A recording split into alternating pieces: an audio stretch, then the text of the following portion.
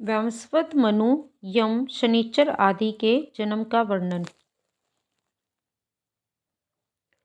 वैशंपायन ऋषि जी जनमेजय राजा से बोलते हैं, हे राजन, दक्ष की पुत्री से उत्पन्न विवस्वान, जिनको सूर्य भी कहते हैं, का विवाह त्वष्टा की पुत्री संज्ञा से हुआ था।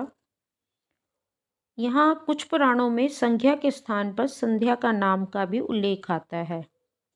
यानी संध्या और संज्ञा सूर्य की पत्नी हैं, नाम दो हैं परंतु वो एक ही व्यक्तित्व हैं।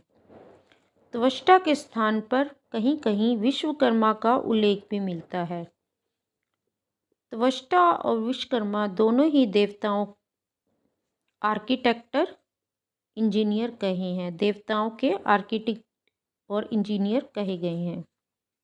संज्ञा को रेणु के नाम से भी जाना जाता है। संज्ञा रूप, तप,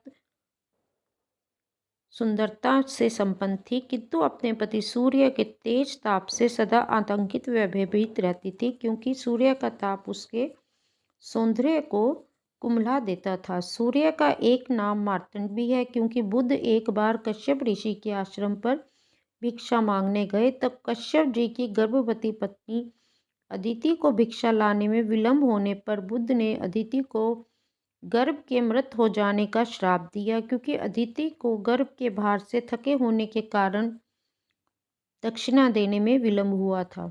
बाद में अदिति द्वारा प्रार्थना किए जाने पर कश्यप जी ने बुध के श्राप का निवारण कर दिया। मृत अंड से भी जीवित उत्पन्न हो जाने के कारण बाद में सूर्य का नाम मार्तंड भी हुआ।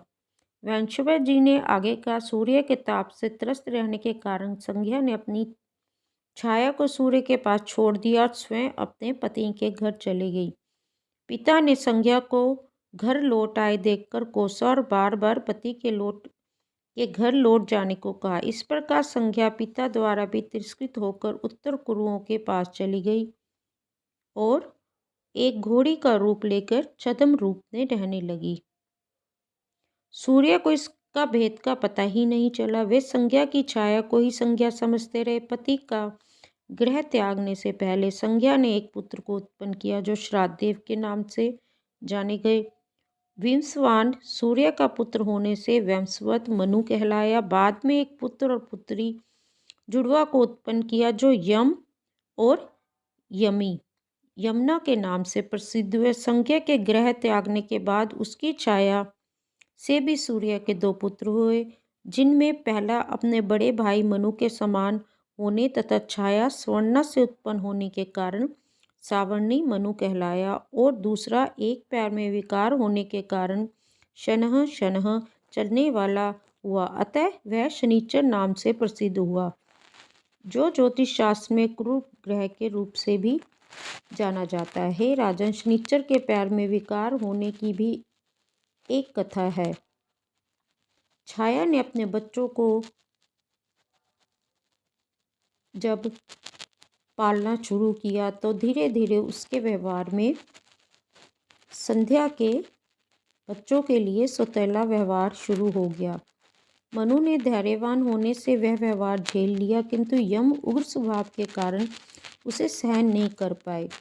भातृत्व प्रेम के वशीभूत होकर शनिचर ने भी माता को मारने के लिए पैर उठाए। तब छाया ने उसे पैर टूट जाने का श्राप दिया। बाद में सूर्य के बीच विचार करने पर शनिचर के पैर में केवल विकार ही हुआ। तभी से कहा जाने लगा कि पुत्र को पुत्र भले ही हो जाए, पर माता को कुमाता नहीं होना चाहिए। हे राजन, बाद में जब सूर्य को छाया की वास्तविकता का पता चला तो वे क्रुद्ध होकर अपने ससुर त्वष्टा के पास पहुँचे, और त्वष्टा ने बताया कि तुम्हारे तेज की उग्रता के कारण ही संज्ञा ने ऐसा किया है, और वह घोड़ी बनकर तपस्वी जीवन जी रही है। यही मेरा परामर्श मानो, तो तुम्हें सान पर चढ़ाकर तुम्हारी ऊष्मा व तेज कम करके तुम्हें सुंदर बना दूं। तब संज्ञा तुम्हारा तेज सहन कर पाएगी और ऐसी समस्या फिर उत्पन्न नहीं होगी। तब सूर्य ने यह परामर्श मान लिया। पहले उनका रूप टेढ़ा होने से उन्हें विवाहवसु भी कहा जाता था, किंतु सान पर चढ़ाकर घिसे या छील दिए जाने पर उनका रूप सुंदर व रक्तवर्णीय हो गया। इस प्रक्रिया में उनके मुख से निकले तेज से 12 आदित्य उत्पन्न हो गए। अदिति के पुत्रों के रूप में उनके नाम तुम्हें अगर जानने हैं तो आदित्य शास्त्र नाम से एक पुराण है, उसमें भी आप ये कथा पढ़ सकते हैं। और इसको जो है विस्तार से उन नामों के बारे में भी आप जान सकते हैं। ये राजन, अब आगे सुनो। संख्या को लिवाने के लिए घोड़े का रूप बनाकर सूर्य घोड़ी बनी संख्या के पास गए और उसे मनाकर अपने घर में ले आए। और जब सूर्य और संख्या दोनों एक घोड़ी और घोड़े के रूप में थे, तब भी उनसे एक बालक उत्पन्न हुआ, जिस बालक का नाम दस्र व नासत्व कहे गए।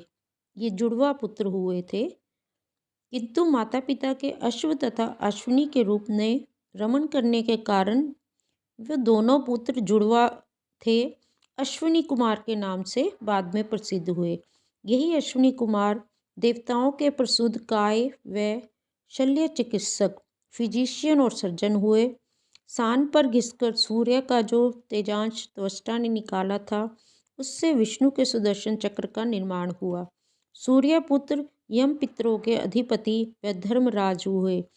यमी ने बाद में यमुना नदी का रूप दे लिया और शनिचर ग्रह रूप से आकाश में वास करने लगे। इस प्रकार वैवस्वत मनु तथा उनके भाई बहनों के जन्म का वृत्तांत हे राजन मैंने तुमसे कहा। वैशंपायन जी ने जन्मेजय को आगे बताया। इन देवताओं की जन्म कथा जो भी पढ़ेगा या सुनेगा, उसके जीवन से समस्त आपत्तियां दूर हो जाएंगी, वो सब संकट बंधनों से मुक्त हो जाएगा। अब मैं आगे आपको अगले भाग में मनु की संतानों तथा उनकी वंशावली के बारे में वर्णन करूंगी।